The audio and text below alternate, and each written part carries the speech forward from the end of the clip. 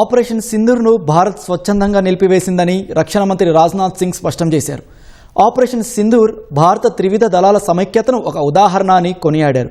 ANI నిర్వహించిన national security summit 2.0లో మాట్లాడిన రక్షణ మంత్రి భారత రక్షణ వ్యూహాలు మారుతున్న ప్రపంచ పరిస్థితులపై ప్రసంగించారు. ఈ సందర్భంగా ఆపరేషన్ సింధూర్ను ప్రస్తావించిన రాజ్నాథ్ సామర్థ్యం లేక ఆపరేషన్ సింధూర్ను ఆపేయలేదని అది ఒక వ్యూహాత్మకమైన నిర్ణయం అన్నారు. ఈ ఆపరేషన్లో త్రివిధ దళాలు సమన్వయంతో ముందుకు వెళ్లాయన్నారు.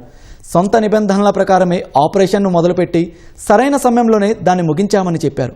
అది స్వచ్ఛందంగా తీసుకున్న నిర్ణయమని, అవసరమైతే సుదీర్ఘ యుద్ధానికి భారత్ సిద్ధంగా ఉందని స్పష్టం చేశారు. భారత్ ఇన్ఫర్మేషన్ టెక్నాలజీకి కేంద్రమైతే పాక్ ఇంటర్నేషనల్ టెర్రరిజానికి కేంద్ర బిందువుగా మారిందంటూ విమర్శించారు. మతం పేరుతో లేదా భావజాలం పేరుతో ఉగ్రవాదాన్ని సమర్థించడాన్ని కేంద్ర మంత్రి తీవ్రంగా ఖండించారు.